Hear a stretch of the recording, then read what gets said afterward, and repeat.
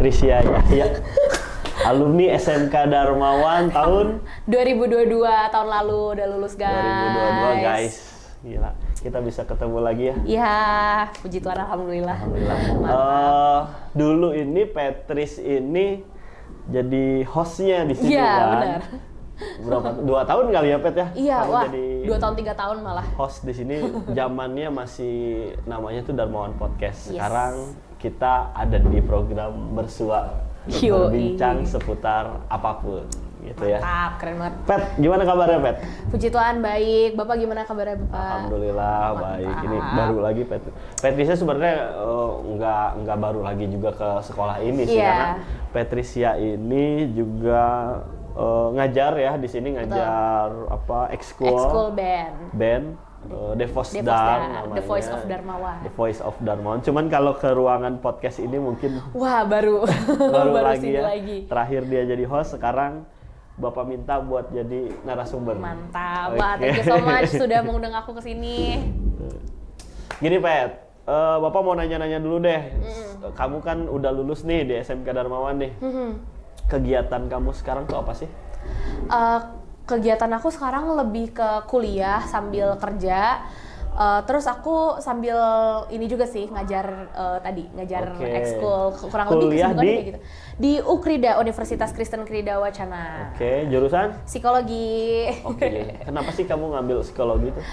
Karena memang dari dulu aku pengen banget masuk psikologi sih. Kayak dari dulu memang kayaknya kalau mungkin mata kuliah sih, jurusan-jurusan lain tuh aku kurang minat.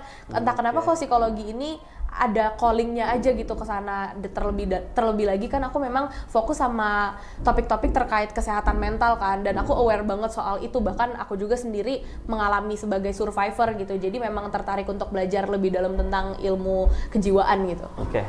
Ya, itu oke. Di psikologi, karena Bapak juga tahu ya dari awal memang kamu minat bangetnya ke psikologi. Awalnya juga heran sih, kenapa sih jurusan Patricia SMK jurusan kuliner, tata boga, tapi minatnya ke psikologi. Iya, yang tadi yang ngurusin makanan tiba-tiba ngurusin manusia gitu guys. Kirain tuh kamu mau bikin jurusan baru gitu ya, psikologi makanan misalnya. Apakah Waduh, gimana tuh? ikan ini ketika dibelah dia tertekan atau dia gimana? tertekan atau tidak? Kalau dia tertekan rasanya enak atau tidak? Aduh, Gitu. sulit. Mungkin arahnya mungkin bukan psikologi manusia ya, tapi Saya psikologi nggak minat sih jujur. hewan. Bercanda. Oke, selain kuliah, apalagi aktivitas kuliah dan ngajar Devosdar tadi, apalagi, Pet? Aku kerja, tapi kerjanya belum full time sih, masih Kerja intern. Tapi udah bertahun-tahun dari bahkan aku pas masih di Darmawan udah kerja di sini. Aku kerja di Job Street guys, jadi business development. Mantap. Oke. Ini langsung aja ya. Wow, Ini apa di nih? depan Bapak udah ada nih. Ini When the Sunrise, sama kayak yang baju sama bajunya Kak Patricia pakai. Yes, betul. Kita akan sedikit mengulas tentang ini ya. Wow. Ini info ya, ini adalah buku yang bakal diluncurkan oleh Kak Patricia Yahya tanggal 1 Oktober. Yeay, 1 Oktober 2023 tepuk tangan. guys. Luar biasa. Boleh Terima tepuk kasih, tangan. guys. Ini para creo. Para kru. Ini tanggal 1 Oktober ya, Pet. Dilaunchingin. Ini lumayan tebal, Pet. Ini novel ya? Yes. Ini novel. Novel true story. Pertanyaan Bapak. Kenapa sih? Kamu kan penyanyi ya? Kenapa harus menulis ini? Nah, ini mungkin aku tuh kalau orang-orang bilang aku tuh fokusnya bisa ke banyak banget hal gitu Pak. Aku mungkin sekarang kalau di Darmawan dulu pas masih sekolah di Darmawan kan ini ya lebih ke nyanyi-nyanyi, lebih ke musik.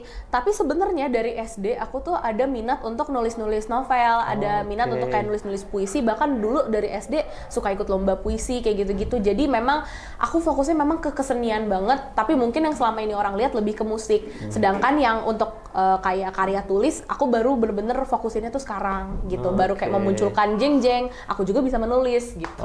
Oke. Makanya Bapak juga, Novel. Jadi kayak ketampar juga. Ketampar. Bapak kan guru bahasa Indonesia nih ya. Waduh. Belum nih bikin novel setebal ini nih, gitu ya.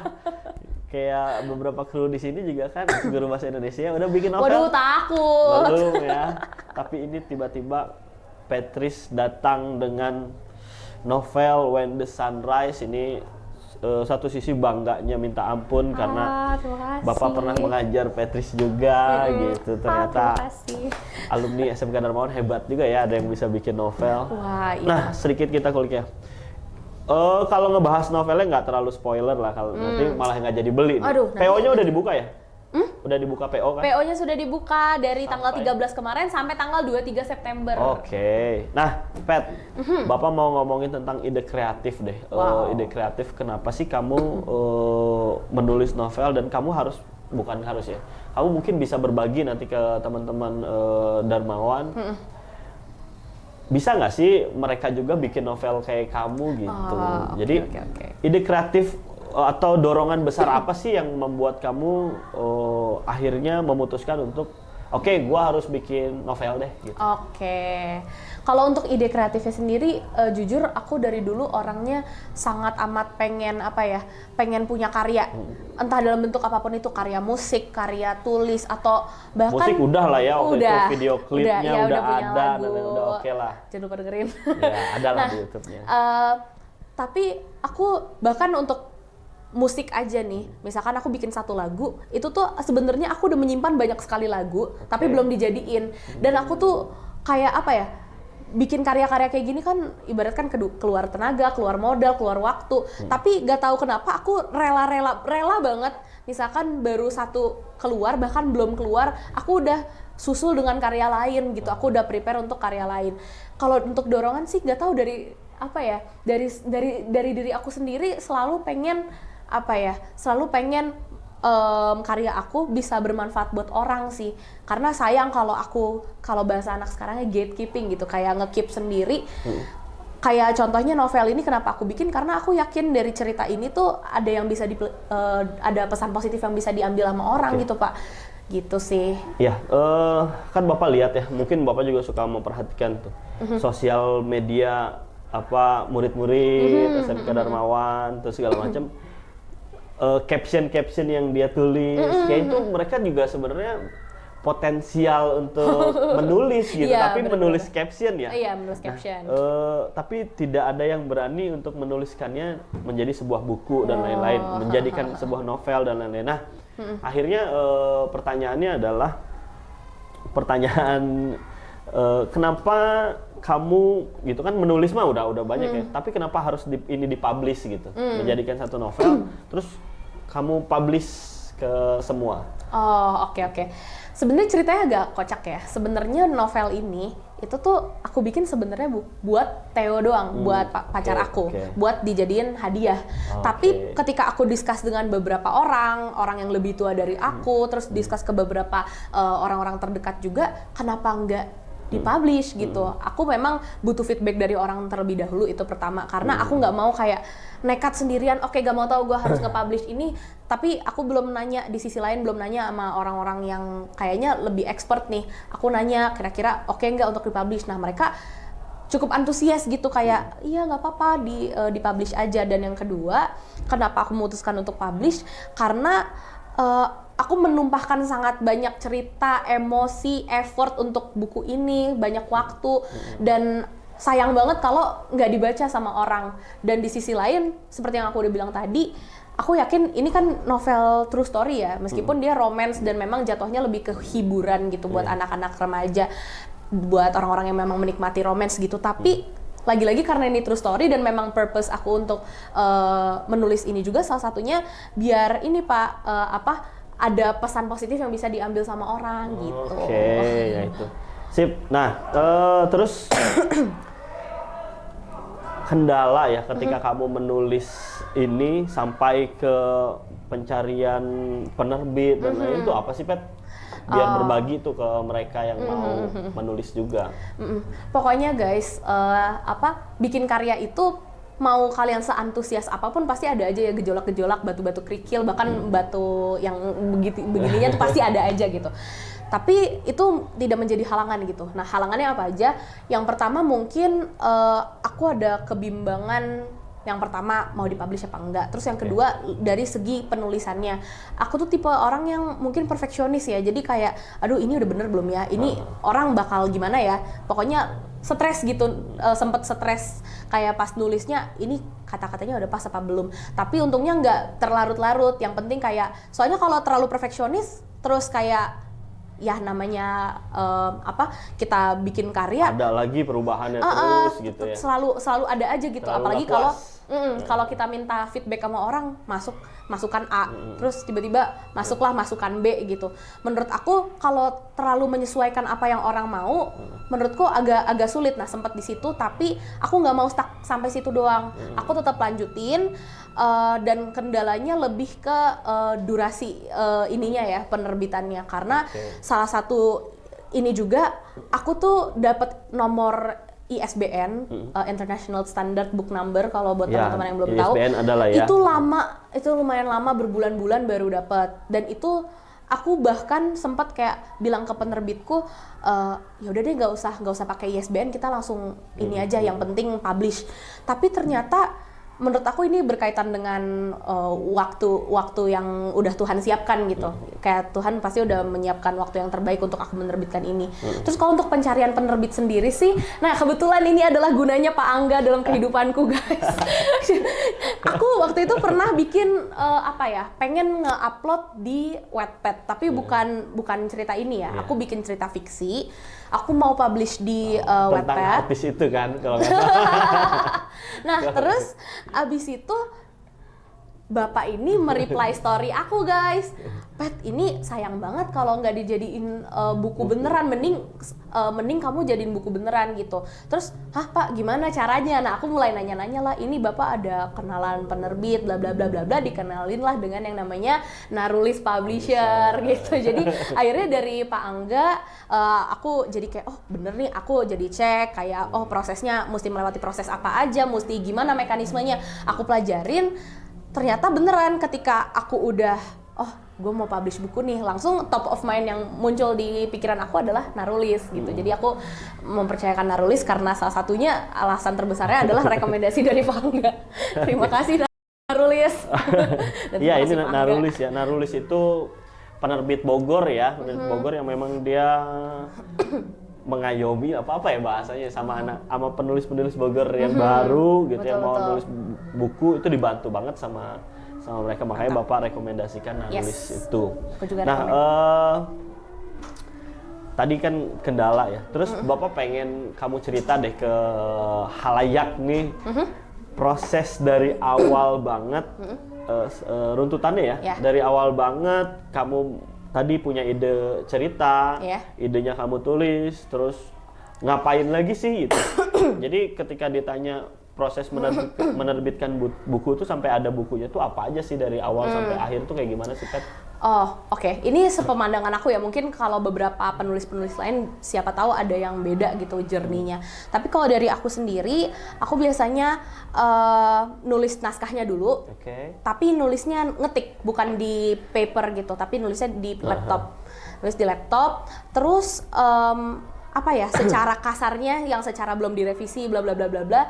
Akhirnya aku kasih ke salah satu kakakku, dia kebetulan kakakku penulis juga, tapi memang dia belum ada karya publish ya. Aku mendahului kakakku. Aku kasih ke kakakku, Kak, ini udah oke apa belum? Dia banyak bantu untuk kayak ngasih opsi-opsi, ini kayaknya enakan katanya pakai ini, bla bla bla. Kakakku tuh sangat membantu sekali dalam proses ini ya, so thank you so much untuk kakakku juga.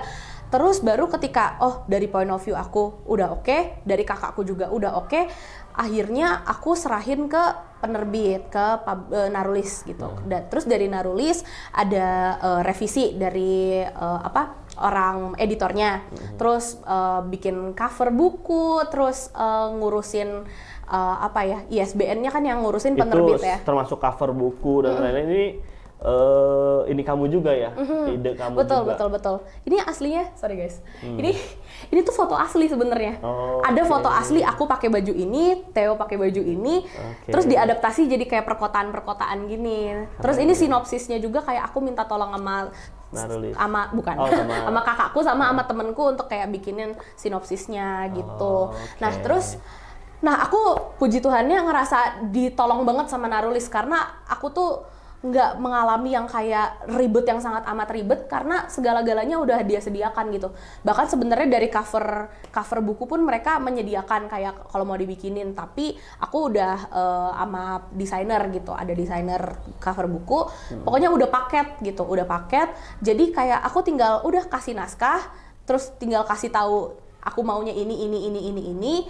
Terus ya udah tiba-tiba Kak ini udah jadi ya, langsung kayak ada ya mungkin secara bisnisnya dikasih tahu harganya bla bla blanya gini surat perjanjian udah bener-bener diurusin, bahkan sampai ke acara launchingnya pun diurusin juga. Jadi kayak aku sangat rekomen Narulis ini, tidak di-endorse sama sekali ya guys ya, tapi untuk prosesnya kurang lebih yang aku hadapin puji Tuhan dimudahkan banget dengan adanya penerbit. Itu jadi buat teman-teman atau anak-anak semua yang memang mau menulis buku ternyata tidak serumit itu kok ya. Gitu dicoba dulu gitu. Kamu punya tulisan, bahkan diary-mu juga bisa dituliskan gitu atau bisa dikumpulkan. Oh iya Pak. Ini juga sorry motong. Buku ini juga ini tuh sebenarnya kayak diary. Bahkan kakakku juga ngebacanya ini lu terlalu kayak diary lo sebenarnya. Cuman mungkin kayak ini aku kemas biar bisa dibaca oleh halayak ramai gitu. Tapi memang ini lebih ke konsepnya tuh kayak bercerita gitu guys. Bener-bener bercerita kayak aku lagi cerita sama bestie gitu. Jadi kalian baca bukunya juga pembawaannya nggak berat gitu. Karena memang bahasanya bahasa yang sangat simple yang memang sehari-hari orang paham gitu. Remaja banget lah ya. Tadi ya itu sampai bagaimana mudahnya menulis buku, terus seorang Petris yang memang Bapak tahu awalnya, dia penyanyi gitu, tapi sekarang tiba-tiba penulis juga, lahan Bapak sudah mulai diacak-acak sama Petris. Tapi Pak Angga tidak akan pernah tergantikan kok guys, tenang aja. Abis ini nanti mungkin lari ke mana lagi, mukanya multi talent banget, luar biasa lah ya. Nah, When the Sunrise, ini kan diartikan apa? Ketika matahari terbit gitu. Kenapa sih harus bahasa Inggris nih kan? Ada nggak sih maksud tertentu gitu? Kalau untuk bahasa Inggris atau bahasa Indonesianya mungkin ini sih lebih ke kalau bahasa Indonesia kan ketika matahari terbit itu kan kayak agak gimana gitu ya. Betul. Tapi kalau untuk judulnya sendiri, kenapa judulnya itu? Karena memang ada something happen ketika jam-jam matahari terbit yang ada di dalam cerita ini. Mau tahu apa? Baca bukunya. Beli. Ada kok, bahkan ada bab khusus ngebahas kejadian itu gitu. Terjadinya di jam-jam matahari terbit.